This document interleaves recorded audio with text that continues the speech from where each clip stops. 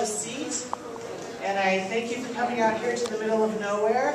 I have some people who I've been working on healthcare reform with over the years who are from Fort Collins and who are from Boulder.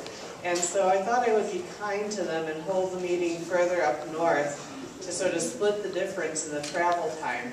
So I was glad to see my Fort Collins friends here and my Boulder friends here, so I knew that it was a worthy effort for them.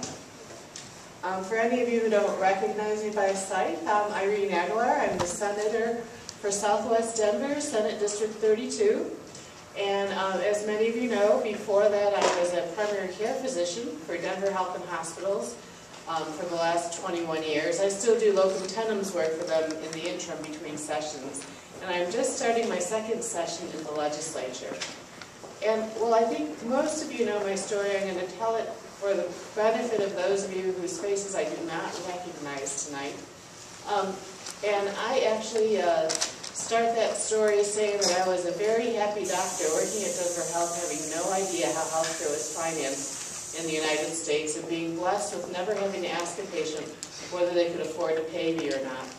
And then I volunteered to be on the 208 Commission on Healthcare Reform, which some of you might remember is an effort started by Governor Bill Owens and continued by Governor, I forgot Owens' first name. Is it Bill also? Yeah. And continued by Governor Ritter, where they had 24 commissioners, and these commissioners chose to have 4 little subgroups to look at healthcare reform for the state of Colorado from the perspective of businesses, providers, rural areas, and vulnerable populations. And as some of you may know, I have a daughter who's pretty significantly disabled. And when I was on that task force, having practiced medicine for about 15 years, I found out for the first time that the United States is the only industrialized country in the world that does not guarantee access to basic health care for all of its population, and that we spend more than twice as much as a lot of the industrialized countries do on health care. And most dramatically and life-changing for me was finding out that there was a way that Colorado could redesign our healthcare system such that everybody had access to comprehensive health care, and we decreased overall spending by $1.8 billion. So being the politically naive person that I was, I sat in that meeting in 2007 and I said, oh, this is what the commissioners are going to pick, because everybody in the state will be covered and will save money. And then I learned about this dirty word called single-payer health care. And what a politically charged topic this was. And I remember distinctly Elizabeth Arenales with Colorado Center on Law and Policy was a commissioner, and I sat behind her when she made the presentation because I insisted she at least say to the legislature that we could cover everybody and save money, because I was sure at least a few of them would decide that was what we had to do. But it was a blurb that kept on going and then was not listened to after that. And somehow that really became my passion, and I went on to become head of Healthcare for All Colorado, which is the organization that had helped bring that proposal forward with the Nurses Association. And I've been working toward trying to get universal health care in the state of Colorado ever since. In 2009, I worked with Professor Tom Russell from DU Law School through Healthcare for All Colorado, and we worked with Representative John Cathalis from Fort Collins and Senator Joyce Foster from Denver to run a bill to try and do a feasibility study on implementing single-payer health care in the state of Colorado. And we surprised everybody when the bill made it out of 2 committees and through second reading in the House. And unfortunately, we could not get it out of the House because the Democratic governor's office was lobbying against it.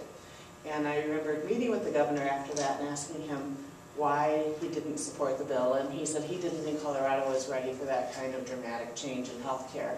And looking back now, we all recognize how much health care has been changing dramatically over the last 4 years anyway. And as a provider, I see the needs still there that were there in 2007, with the number of uninsured growing and the gaps growing as well. In 2010, we hoped to run the bill again, but because of national health care reform, we couldn't find anyone in the Colorado legislature who was willing to run a bill. And then in the 2011 session, we wanted yet again to see about running a bill, and we're told that they were going to be running the bill for the health exchange, implementing national health care reform, and so there was again no interest in running a bill. And I found out actually that same day that I was talking about this to Physicians for a National Health Program, that my senator was resigning to run for mayor of Denver. And it occurred to me that if I ran for his seat, perhaps I could run a health care bill. And so that was how I ended up in the Senate. It wasn't quite that spontaneous. I'd been wondering whether I might want to do that in 4 years after Senator Romer was done with his time in the legislature. And this just sort of escalated it up about 4 years. And what's not so obvious in this conversation is that during this time I've spent as much time as I can reading about healthcare financing and healthcare reform, what the issues are in paying for healthcare, and sitting in meetings with people who are currently actively engaged in not only providing healthcare, but paying for healthcare and doing the insurance work and the redesign around how we can save money and control costs in healthcare. And it was through these efforts and listening that the idea of the cooperative arose. One thing that being exposed to the legislature showed me was that this whole concept of political viability was important. If people thought that the idea you had would not catch on, it was hard to get people enthused behind it. And so one of the things I liked about the concept of a cooperative was that it would be a Colorado plan for the state of Colorado. And as many of you know, we like to think that we're unique as a state. We are. I think every state now that I'm in the legislature, I realize, has its own personality. And one of the things about Colorado is we like to do things our own way. And one of the nice things about Colorado that maybe some of you don't know is that we have a number of leaders in the field of healthcare financing and reform already in our state. One has got a lot of national attention. That's the Grand Junction area and Rocky Mountain Health Plan.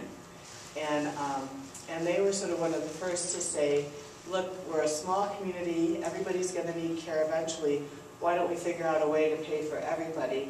And what they did was they worked out with the providers that no matter what kind of insurance the person had, even if they just had Medicaid, the providers would accept the same payment.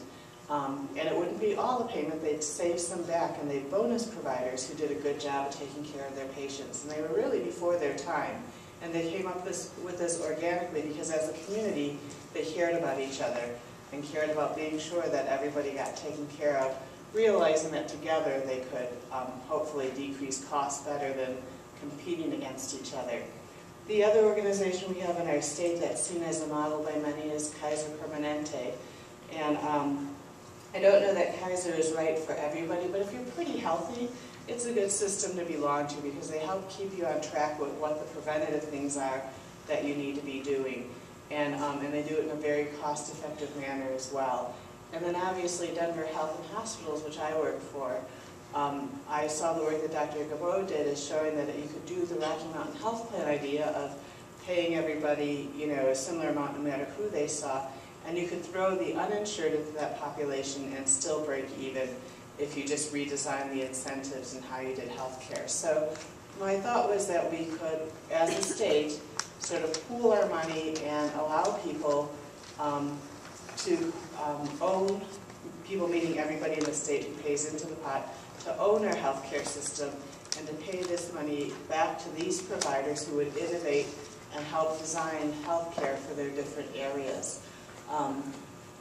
The basic premise was that we needed to have some kind of system in our state that was universal, because the truth of the matter is, whenever somebody finally does get really sick, it's true you won't be turned away from health care. If you're very critically ill, if you have a stroke, if you have a heart attack, you will get the care that you need. What's unfortunate is that you can be really sick, but not at risk of dying, and you can truly be turned away. I still remember the young woman I saw who had a ruptured herniated disc, and she had severe pain in her leg, and she had gone to 4 different emergency rooms where everyone said, well, we can't take care of you because that's not a life-threatening disease. And she was not able to work, and she was really incapacitated by this. And but because she wasn't in immediate danger of losing her life, she couldn't get her health taken care of so that she could go back to work and be a contributing member of society. And so what I'd like to see is that when people need medical care, they can get it so that it's universally available. I think the other thing is that so often people think that we're not being socially responsible, not being willing to purchase insurance to take care of our own health care. But those of you who've been in the position of needing to buy insurance know that it's not an affordable product. And in fact, the average cost for insurance in Colorado is about $15,000 a year for a family.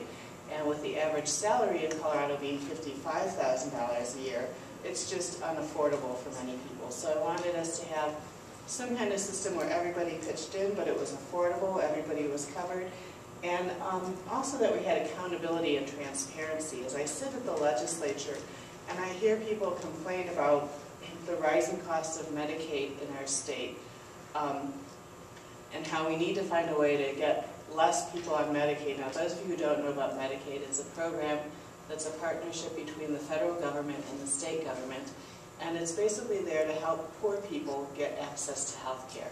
And so the way you qualify for Medicaid is by living in poverty. So it's usually not something people strive for to qualify for Medicaid, but something that by default is provided as a safety net for you by our country and our state. And so I remember sitting this last month in a meeting at the Joint Budget Committee, and one of my Republican colleagues talked about how there were people out there gaming the system, and they were just taking advantage of Medicaid. And that was going to drive our state bankrupt and keep people from getting health care. And I decided that I was really feeling frustrated because nobody talked about all the money that's being made in health care by denying people care, and how once somebody gets critically ill, as a government, we end up paying for it anyway. And that we need to change the focus of what we can do to provide care for our population. So we want something that's accountable and transparent. And those of you who are following along, this nice handout are some of the principles of what we're looking for in our cooperative. We do want to be comprehensive in the sense that I think all of us know that we do have the best healthcare system in the United States if you have money right now. And what we'd like to do is have the best healthcare system in the United States for every one of our citizens, and not just the 1%, but everybody. And I think having accountability and transparency in where finances are going and how things are happening will help us with that. The other thing that's becoming very obvious as they work through all of our states on controlling costs in healthcare is that part of what loses us so much money is that we're not integrated and we're not coordinated in how we provide care. And in fact, the best way to make money in healthcare is to do more things to patients. And as many of you have known, and I think we're starting to hear more and more about in the news, it actually is true that you can have too much medical care, and you can be made worse because of care and treatment that you're getting. And so what we want to do is incentivize people and say, you know, the way you can make the most money in healthcare is to keep the people you're taking care of healthiest.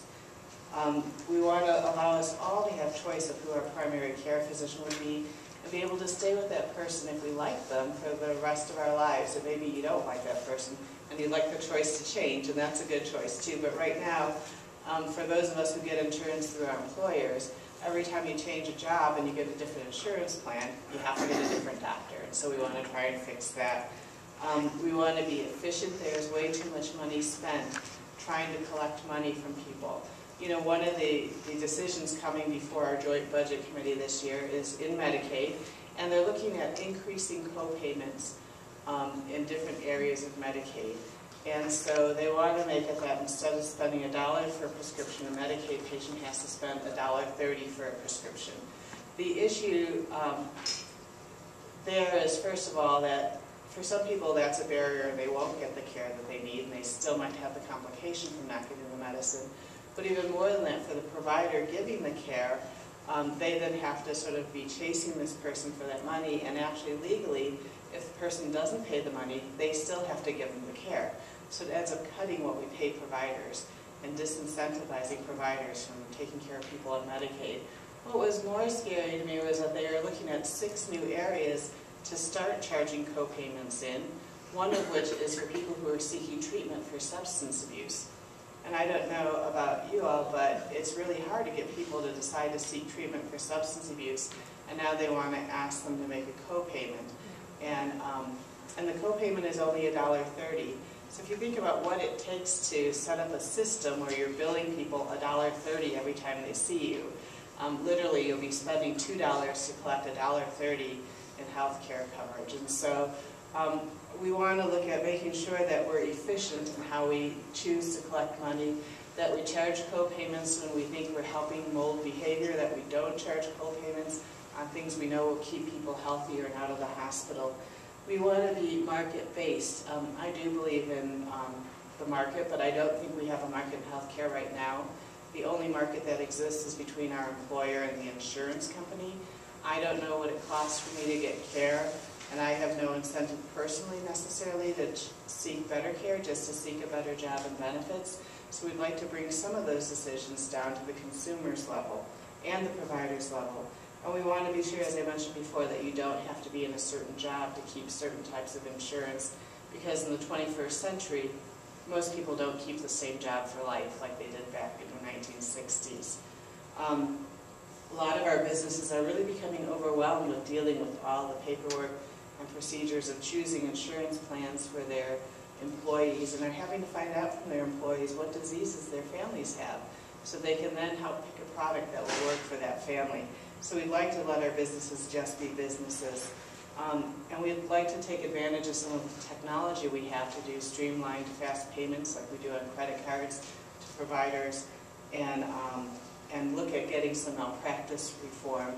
You know, as those of you in the medical profession know, most people who are injured don't even know they were injured. And people who get a lot of money, it tends to be more just because their injury was dramatic, not necessarily because something wrong happened. And so we want to be sure that we take care of people we need to take care of. The final thing we want to be sure of as a state is that we're compassionate. You know, a lot of people will say, and it's legitimate, why do I have to spend $15,000 a year for insurance? I'm never sick. And what people don't realize is that that $15,000 a year that you're paying is actually your contribution to helping take care of people who can't take care of themselves. And in fact, in Medicaid, what I like to tell people is that 60% of the money the state spends in Medicaid takes care of the elderly and disabled. And they only make up 20% of the population on Medicaid. But it's really expensive to take care of people who are fully dependent on someone else for life. And so I think we need to have people more aware that when you pay an outrageous amount and you don't need a lot of health care, what you're really doing is helping to provide care for those people who are really sick. When you pay a lot of money and you're very healthy, you're helping that woman who was unfortunate enough to get breast cancer at 43 to get the treatment that she needs for her breast cancer. And so it's really just a way of financing that, and we need to look at a way that we could do that as a state where we all benefit. One of the things I learned last year, and I know you'll all be shocked, is that there's a lot of politics down at the Capitol. And there are things that you can just count on people to say. For example, anytime a bill comes up that talks about funding health care, somebody will say, is that going to pay for abortions? Because we can't pay for abortions with government money. And every time a bill comes up that talks about controlling air pollution, somebody will say, well, we don't even know that global warming exists. You know, and so there are a lot of these kinds of posturing things that happen. It seems to be this year that the game being played down at the Capitol in politics around health care is that Medicaid is an entitlement program that's growing really big and is going to keep us from funding our schools in the future, so we need to cut it. And so after just 1 year down there, I realized how many games happened at the Capitol. And I said to myself, you know, this coming year, for those of you who don't know, the person who is president of the Senate is running for Congress in the 4th Congressional District. The person who was the minority leader is running for Congress in the 2nd Congressional District. The Speaker of the House, who's the majority leader in the House, doesn't like either of them. And it was pretty much anticipated by everybody that it would be a dirty year in politics, that they were concerned that nothing would happen. Thankfully, as a state, we are required to get a budget passed every year, so that will definitely happen. And how much beyond that will happen will, I think, depend on how many people are willing to really work in bipartisanship and working on issues and not setting up political stances. But because I knew this was happening, I knew that people would be coming to the legislature without their thinking caps on. I don't know if any of you were old enough as I am to have seen Romper Room when I was a little kid, but I remember in Romper Room there was this one part where the teacher said, now let's put on our thinking caps and learn about this. And you know, healthcare is really confusing. I've spent, like I said, the last 5 years studying it, everything I can, and there are still things that I could not answer for you. And so when you go in wanting to sort of educate people on thinking outside the box, thinking of a new way of doing healthcare that's what I like to call fiscally conservative and socially just, you really need people to be willing to listen and think. And I was really concerned I wasn't going to have that kind of an audience this year. I've worked very hard to make friends in the Republican Party because I think that healthcare is not a partisan issue. It affects all of us. And when you talk about values, they have the same values I do. None of us want to see people dying on the streets. All of us care about our fellow man. It's when you talk about solutions, you sometimes run into trouble. And so I wanted to be able to build on the relationship I had formed with them last year, and I didn't think that this year was a good year to push them to think outside the box. So the reason I wanted to have this town hall is to let people know that I am not running a bill this year for the cooperative. But what I want to also tell you is that the bill that I was running for the cooperative, what it really was going to do was have the state in the position of looking for grants to do a business plan for implementing a cooperative in the state of Colorado. And what I determined was that I would probably be more successful at doing that independent of the legislature, of going ahead and looking at a plan for how we could do a cooperative in the state of Colorado and applying in some format to get grants to do the business plan with the goal, as you'll see on this, so 2812 is the business plan, of bringing it back next year to the legislature. And if I've been able to make the connections that I hope I'll be able to make this year and start talking with all the legislators about what my goal is with health reform, and I think lately I've decided my biggest target might be actually Governor Hickenlooper and getting him on board because his opinion carries a lot of weight. Hopefully we'll get the business plan designed this year, and next year introduce it in the Senate as a referendum. Because whatever we did in healthcare would require a vote of the people anyway. And so for those of you who know about this process, there are two ways that things can get on the ballot. One way we hear about a lot is that people collect signatures. And you need to collect X number of signatures that are verified as legitimate and you can put it on the ballot. The second way is that the legislature can refer it to the ballot. Now for that to happen, you need 2/3 of the vote on both sides of the legislature. And so what I am hoping to do is get the business plan worked out this year, educate my colleagues about that, and hopefully get it brought to the people next year on the ballot as a referendum. If I am unsuccessful in getting my 2/3 of my colleagues to the point where they're able to buy into this idea, I will at that point in time let the plan go to the people. And there are some people here who I know would be very interested in, at that point, trying to start a ballot initiative and collect signatures in support of the plan. Now, these are both based on the first and most important thing, which is, can we really do this? You know, in 2007, when the Blue Ribbon Commission on Healthcare Reform looked at universal health care for the state of Colorado, they said we could provide comprehensive care to everybody, and by comprehensive I mean Medicaid types of benefits, dental care, home therapies and things like that, and decreased costs. What I want to see is, in the new model of health care in 2012, can we still do that, and at what level? Because I think that it's hard to ask people to vote on something without knowing exactly what they're voting for. And what I would like each of you to be able to do is go to a website and see what all the benefits are that this health plan would provide to you, and punch in your personal numbers and find out what it would cost you. So you could then look at the cost and benefit of a cooperative for the state versus what you're getting right now, and decide if this is a direction you'd like to see the state go. And so all of that information can be obtained without me allowing my ideas to be used as a batting page for the politics going on in the Capitol this year. So that's the ideal, is that we get the funding we need, we do the feasibility study this year, it comes back next year. I've, in that time, convinced 1/3 of each of my Republican colleagues in each side of the House to go forward with this, and the governor, who can help me convince that third.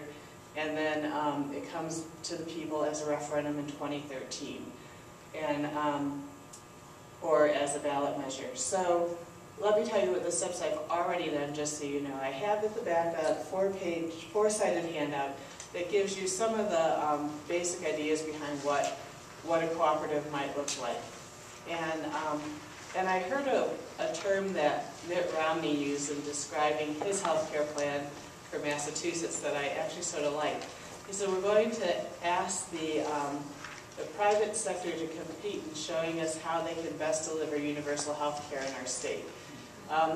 And so in my vision, we would literally have Rocky Mountain Health Plan, Denver Health, Kaiser, even United if they wanted to do it, bidding against each other for your business, trying to attract you to come and be part of the health care that they can help provide you with, and doing that in a way in which they are each innovating and coming up with their own idea of how to best do this for the state of Colorado and different areas of the state. And so the 4-page handout gives you a better idea of exactly what would be involved in that plan and what it might look like. So I had this plan looked at by this gentleman whose name some of you, if you're a healthcare geek, might know. There's this guy named Dr. Bill Siao, H-S-I-A-O, and he is actually a Harvard professor of healthcare economic policy. And the reason some of you might know his name is that, as some of you may know, the state of Vermont recently passed legislation to have a study done on how they could redesign and get truly single-payer health care in the state of Vermont. And Dr. Siao is a gentleman economist who, with Jonathan Gruber, who's a Princeton economist in health, put together the plan for Vermont and did the economic analysis. I happen to have the pleasure of meeting him at a conference this past September. He has a son who lives here in Denver, and I said, would you consider coming out and looking at my idea for a healthcare redesign for the state and giving me some feedback on whether you think it's possible or whether you think it's a pipe dream. And so he was here in October, and a couple of us met with him. I have Dr. Ivan Miller here. Stand up, Ivan. He's a PhD who's done a lot of work in healthcare reform, and Dr. Lynn Gillette, who's a psychologist who's just an activist more than anything, and Bill Semple, where are you, Bill? Who's also been engaged in healthcare reform. He's a social worker, and we sat down along with the chief of staff for the Senate and with Representative Kafalas with Dr. Siao, and had him look at our idea for how a cooperative would work in the state. And I'm pleased to say that he thought it was a viable idea in terms of the finances of it. He said it was worth studying and going forward with. So I wanted to do that first because I'd hate to ask somebody to give me money for an idea. I have one. I'm just a doctor, right? So it was nice to sort of get that validation from him that he thought there was merit in this idea, we could move forward. What I did next was met with the governor to talk with him a little bit about who I was and what I hoped to achieve for the state. And I'm not going to lie, the governor, all right, he's a nice man, but he doesn't understand healthcare that well yet. I'm sure he will. But I was really encouraged because he really felt like Colorado was leading in healthcare, and that if a state like Vermont and a state like Massachusetts could design a plan for their state, that Colorado should be able to design a plan for our state. So he's in favor of us looking at trying some kind of universal health care plan. When I showed him my outline, he said, to be honest, I don't understand it well enough to tell you if this is a good idea or not. But what I wanted to be sure of was he didn't feel that what I was doing was in any way counter to his efforts in our state, so that that hopefully with the goal that in the future he might be able to support this effort. So he said, go for it, do what you want to do, and I'll try and understand it, let you know what I think about it as soon as I figure it out. So, so I'm working on building that bridge as well, and I'm still talking with my Republican colleagues around really, what are your goals? What's important to you to see in healthcare? And the other thing that's happened over this past year is there are a number of physicians who are colleagues of mine who are now in leadership positions in insurance companies. And so I think that's another group I need to speak with and get some of their feedback on these ideas and make sure, because the more people we can have buying into the idea, the easier it will be to move it forward. So I'm working on building consensus now around trying to get universal health care in our state in the next, hopefully, 4 or 5 years. And that was all I wanted to tell you all, and now I wanted to take questions. Everyone's done into silence. Arthur. Senator, the insurance industry doesn't really stand to benefit, do they, from the implementation of this? And wouldn't they be rather forcible, fierce opponents of your plan? So I think that the for-profit insurance industry would not stand to benefit by this. The not-for-profit insurance industry would benefit from this, in the sense that if we had everyone in the state covered, sort of like what national health care reform is doing, it brings you a new population to cover. And if we simplify the system so that everybody has the same type of coverage, and we simplify billing, it gives them more money to work with. I think that if you catch people candidly and they don't know what your knowledge is, most people will tell you they think that the not-for-profit insurance industry, or the for-profit insurance industry, sees that their role in the U.S. is diminishing anyway, and they're trying to figure out a way to fit in. In fact, there's this organization in Colorado called Health Teamworks, which has worked with United Insurance Company and Aetna to work at payment reform, where they pay doctors to do patient-centered medical homes. And they weren't very enthused about the idea at first, but as they saw what was happening on the national level and how healthcare financing was going to be redesigned in that way anyway, they went ahead with it. So I think they would rather have a role than no role. And so I think all these things that have been happening over the last 3 or 4 years are softening that ground.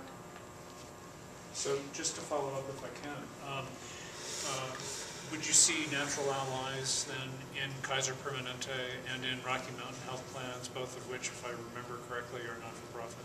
Yes, and Denver Health, obviously. Sure, so how certain of the hospital? Right. I think that Denver Health actually has a health insurance plan as well. That's why I mentioned them. I think that it should be a natural ally. As many of you know, once you have this scarlet letter on your chest, you always have it on your chest. I think because I came to this as a pure single payer advocate, ready to wipe out all the insurance companies, there's some people who still worry about where I'm really at, whether I'm sincere or not. But it was interesting for me, and as I said, I've gone around listening and participating in things. I had really wanted to see providers taking more of a lead role in healthcare design and delivery in our state. But providers are very risk averse. They really are afraid to say, well, if you give me this money, I can take care of somebody's health. And so I don't know that providers in our state, at least the ones I've met even through Medical Society, are comfortable doing this kind of a thing. Interestingly, Rocky Mountain Health Plan was formed by a working relationship between a businessman and a provider. So the provider had some of the clinical criteria, but the businessman told him how to do all the risk management and work out the negotiations and stuff. And so I think while it would be fair to say that 4 years ago I didn't envision insurers having a big role in this, as I've learned more about how complex it is to manage this, I see I don't even want to say it's tightly regulated. What you need to do is align the incentives so that the way that they make a profit, if you will, or make a good salary is by keeping people healthy, then we can win-win. Thank you. Yes? Well, we talked to Lisa Soto with the American Diabetes Association about affordable health care for all Colorado residents. Sometimes I wonder, where is my community gonna go, or where they're gonna go when we have a lot of undocumented Latinos in Colorado, but a lot of us but when we pay, what the government don't tell people is that when we pay taxes, we have, if we don't have a social security number, we have a 19 number that is called, you know, for just, it's a number just for us to go and do our taxes and everything else and contribute to the state of Colorado. So when we talk about affordable health care for all people in Colorado, are we including that community, or are we segregating that community just because we think that they don't pay taxes? Can you explain that to me? Sure. So, you actually, I think you might have picked on the most controversial area in the state of Colorado, which is undocumented. So, and I'm quite serious. I mean, it's really a hot button issue, and I think there are a lot of people who would really like the federal government to take some leadership on this, but an equal number who don't think that we're going to see that come from a federal government that can't agree on some very basic things, much less something as heated as this. Now, obviously, as a physician who's educated in prevention and public health, I would like to see all mean all. What I don't know is what I can get the people to vote on and agree to, but federally, there are protections even for our undocumented people that we'll need to comply with. And so, so the optimist in me would like to see all mean all. The realist in me says we'll have to see how much support we can get from the feds. I'm pushing this issue as being part of how we get our funding from the feds, because they do pay for a lot of our health care in our state as well. Yes? I just wanted to know about kind of the big issue with healthcare is you're on this one, and then you're on that one, and you're on that one, and kind of somewhere in between you fall through the cracks, because you normally have the claims when you're between this one and that one. So say a middle-class person who normally has healthcare through their employer, they lose their job and they're out of work for 6 months, 9 months, whatever. How are they going to receive health care during that time? And how will that transition through? And will there be a gap in coverage? So that was one question I had. Thank you for that. So the idea actually is to have health care coverage be separate from employment. And what would happen would be that employers, instead of purchasing insurance plans, would make some kind of defined contribution, set at some minimal percentage according to their payroll. So if you don't have an employer, there's no one making that contribution, but you're still part of the system. And you're still making a contribution based on your own personal income, you know, and if you're not working, that contribution will be significantly smaller. And so, but as many of you know, a lot of people for many years gave up wage increases for benefits.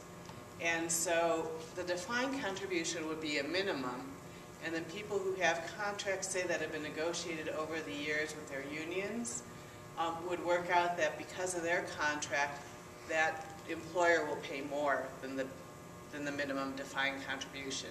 So that kind of flexibility can be built in there depending on the situation.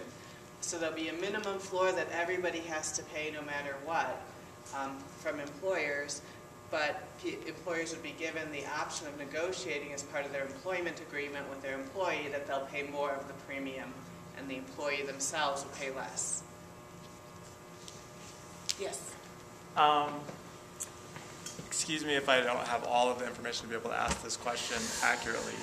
I was talking with a fellow in Minnesota today who is in process of starting a cooperative in Minnesota, and he was telling me that there are loans available to form cooperatives as part of the 2010 Healthcare Act. Loans available to form cooperatives that are consumer-owned. I don't know all the details yet, so this is actually literally today that I was talking right before this meeting for like 5 minutes. So I wonder, my question has to do with, you know, that's not in your plan of forming a new cooperative that doesn't cover everybody. And I'm just curious about that. I mean, not that it necessarily should be in your plan, but I'm just curious if that is something you've considered and why that, or have you considered it at all, or so on. Does that make sense? Yes. Okay. So, with the federal health care reform, there are parts that everybody knows about, and there's actually a lot of parts that nobody really knows about that are in there, unless you're a health care, geek and you like to read about that stuff.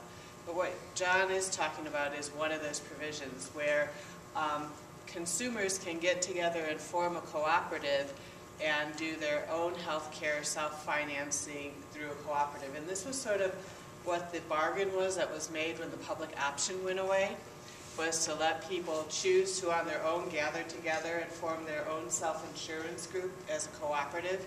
And it has to be separate from government completely. And in fact, there is that you? Are you the Farmers Bureau man? Farmers Union man. There's a gentleman here who's forming a cooperative in our state, right? You want to stand up and tell them who you are and what you're doing? Not by myself. I know. There is a group in Colorado that's trying to do that. In fact, there are several related individuals and groups that are trying to form a cooperative health insurance company cooperative in Colorado under the federal program. We've talked to Senator Aguilar about it, obviously.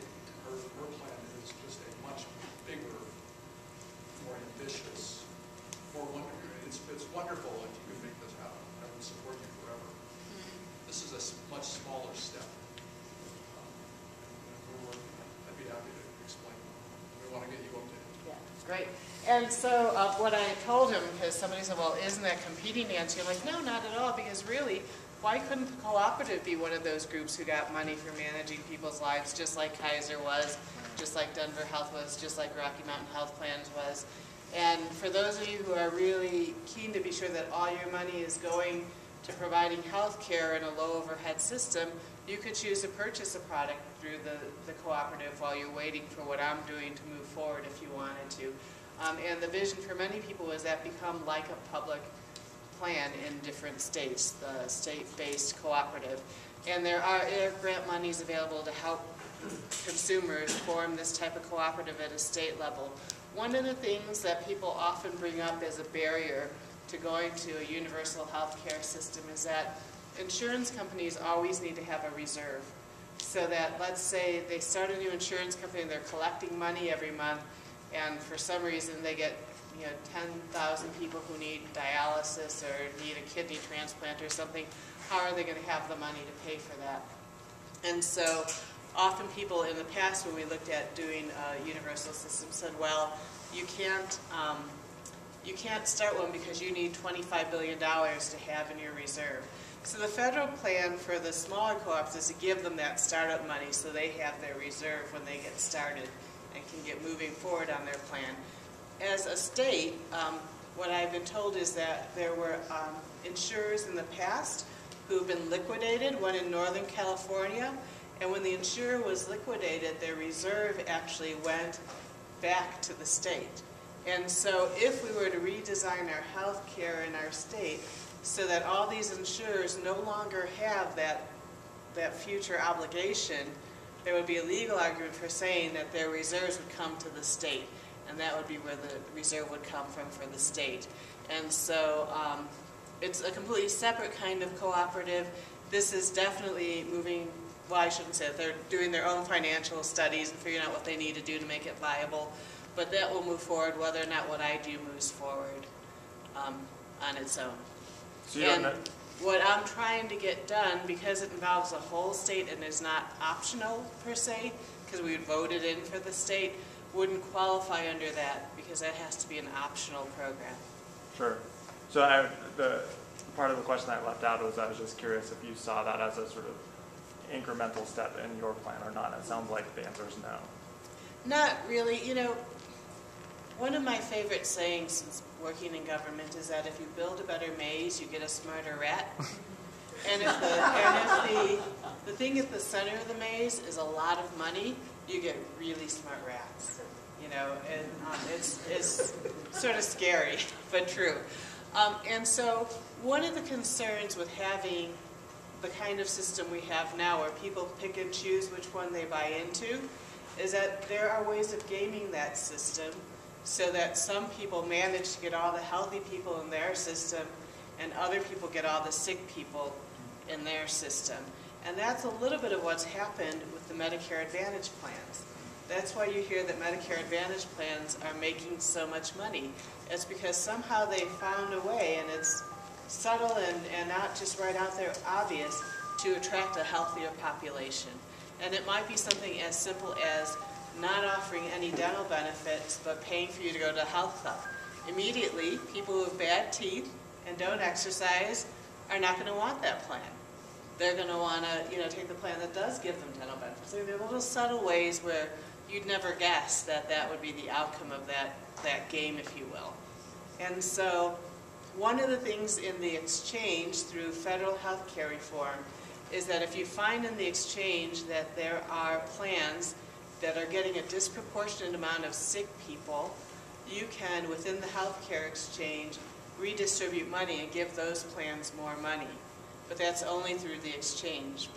So some of the concern in doing these smaller things is, will people end up trying to shuffle the sickest people to those other things to sink them without, really sinking them overtly?